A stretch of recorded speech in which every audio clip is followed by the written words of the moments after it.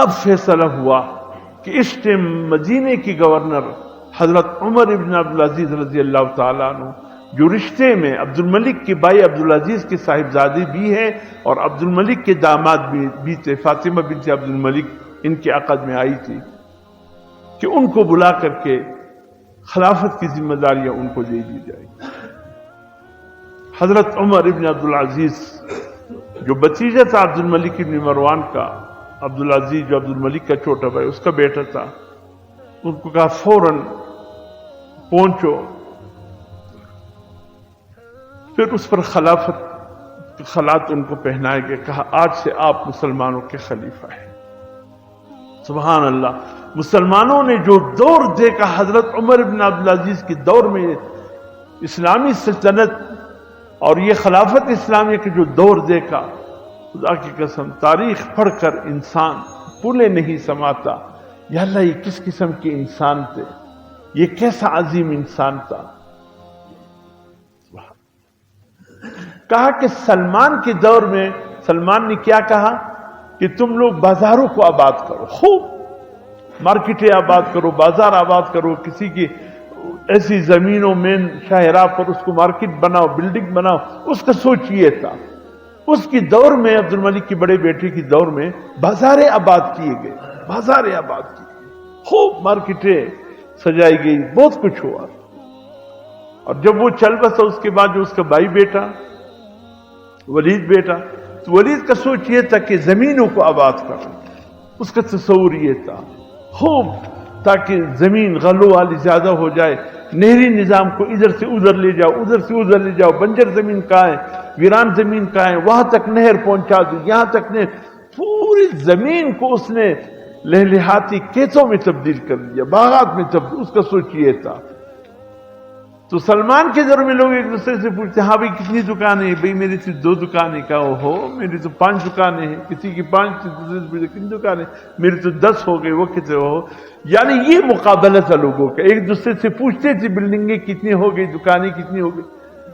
اور اس کی بھائی ولید کی دور میں پھر یہ تھا کہ لوگ پوچھتے تھے بھئی کتنی زمین آباد کر لی، تمہاری زمین سے کتنے غلے بوریاں نکل آئی، گندم کی کتنی بوریاں ہو گئی، چاول کی کیا، یہ ایک دوسرے سے، اس لیے کہ حکمران کے سوچ کا اثر عوام پہ پڑتا ہے، حاکم وقت کی سوچ کا اثر عوام پہ پڑتا ہے۔ اور جب حضرت عمر بن عزیز رضی اللہ تعالیٰ عنہ نے خلافت کی ذمہ داری سنبھالی تو آپ نے فرمایا مساجد کو آباد کرو، 5 وقت نمازی مسجد میں آئے، بازاروں میں اذان کے وقت کوئی دکان کلی نہ ہو، بازاروں میں خرید فروخت کرنے والا کوئی نظر نہ آئے، مسجد میں فرض نماز کے اوقات میں مسجد بری ہونی چاہیے۔ سوچ بدل گئے، پھر لوگ ایک دوسرے سے پوچھتے کتنی نمازیں باجماعت ہو گئی، کسی کوشش کی تھی 5 کی 4 ہو گئی، ایک پر جب پہنچے تو سلام ہو گیا تھا، کسی کوشش کرو 5 وقت مسجد میں، لوگوں کی تصور یہ ہو گیا تھا۔ نمازیں کتنی ہو گئی، قرآن کی تلاوت کی آج کتنے پارے پڑھے، 2 پڑھے، یار میں نے تو آج 5 پڑھے، سوچ سوچ سوچ۔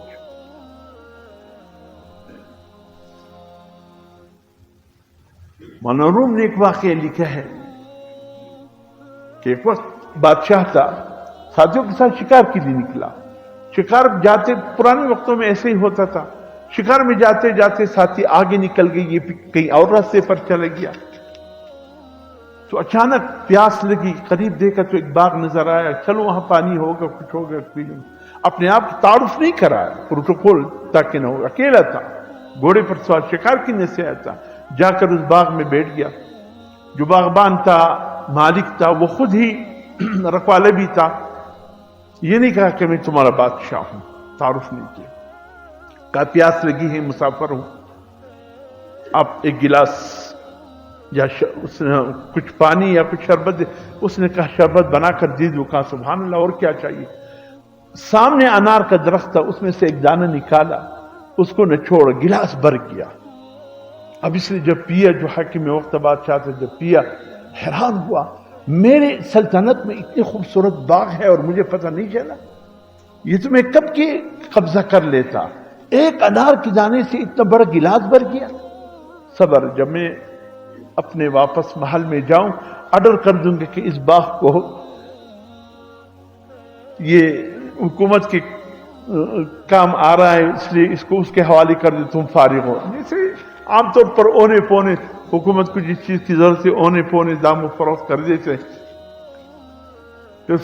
فائدہ اٹھائے یا نہ اٹھائے یہ الگ داستان ہے.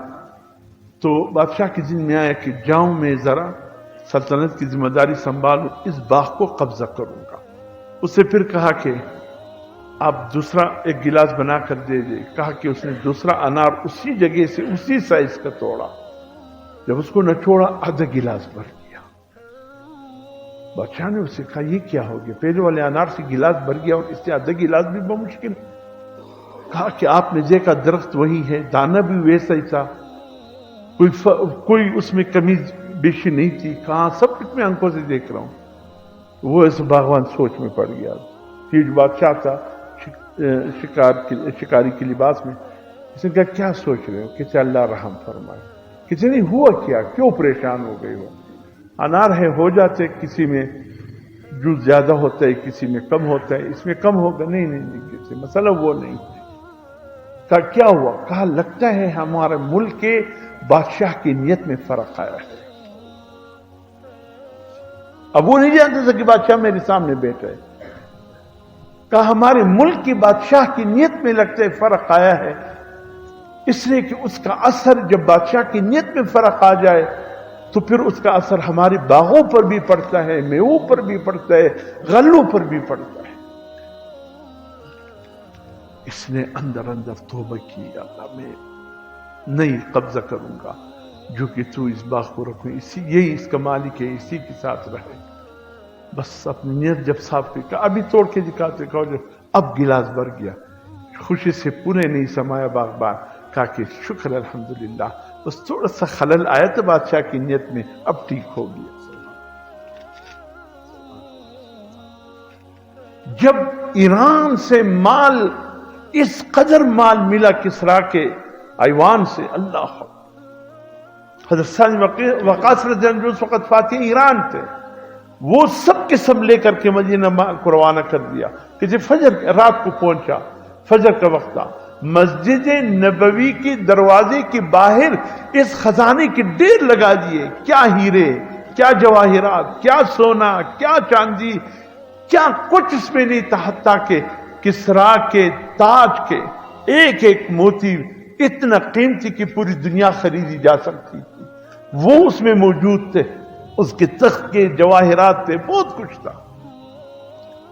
حضرت عمر فاروق رضی اللہ تعالیٰ عنہ کا دور ہے.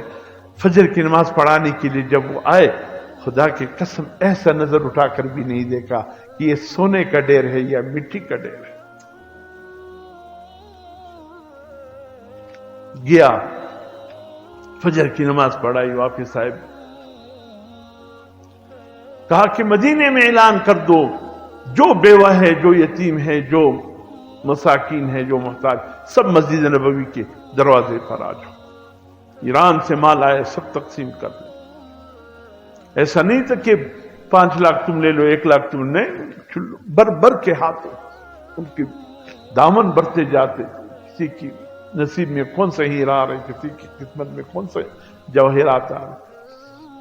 تقسیم سے پہلے ایک خط حضرت سعد بن وقاص کا تھا اور حضرت عمر فاروق کے نام تھا. حضرت عمر فاروق نے خط کھول کے، الفاروق میں علامہ شبلی نعمانی نے یہ واقعہ لکھا ہے.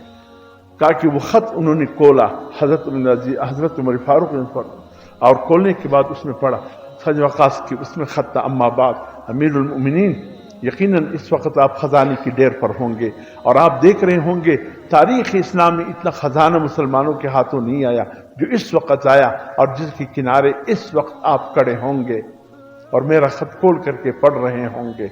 امیر المومنین، یہ بات اس قدر تعجب خیز نہیں ہے کہ اتنے عظیم خزانے کا ڈیر مسلمانوں کے ہاتھوں لگا ہے، یہ کوئی تعجب خیز بات نہیں ہے.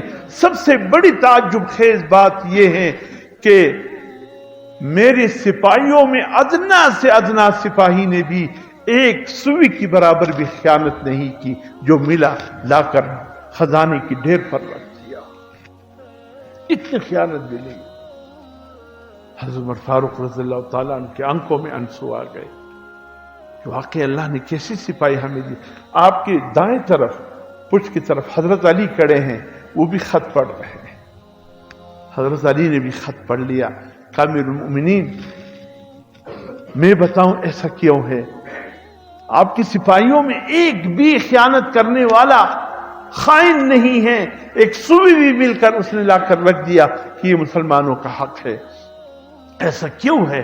ہاں بھائی علی بتاؤ۔ حضرت عمر فاروق نے فرمایا بتاؤ میرے بھائی علی ایسا کیوں ہے؟ فرمائے یہ اس لیے ہے کہ آپ خود امین ہیں، اللہ نے آپ کو ساتھی سپاہی بھی امین کیا۔ اگر آپ میں خیانت ہوتی تو پھر آپ کے تمام عمال، افسران، سپاہی وہ بھی خائن ہوتے۔ جب سپاہیوں میں خیانت نہیں ہے اس کا مطلب یہ ہے کہ مسلمانوں کا امیر خیانت سے پاک ہے۔ یہی وہ وقت ہے میرے محترم دوستو، حضرت عمر بن عزیز رضی اللہ تعالیٰ عنہ بھی اس صفت کے حامل تھے۔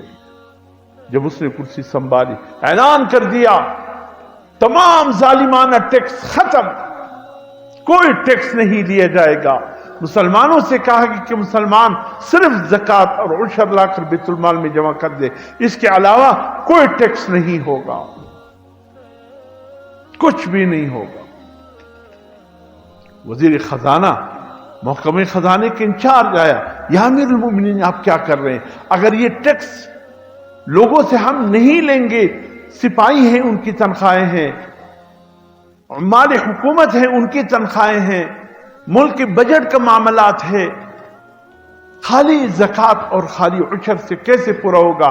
فرمایا جو اللہ اور اس کے رسول کا حکم ہے ہم نے اس سے ایک قدم بھی آگے نہیں بڑھانا ہے، ظالمانہ ٹیکس ختم کر دو، صرف زکوٰۃ عشر مسلمانوں سے کہو لا کر بیت المال میں جمع کر دو، وہ بھی سال میں ایک دفعہ۔ اور جب اعلان ہوا میرے محترم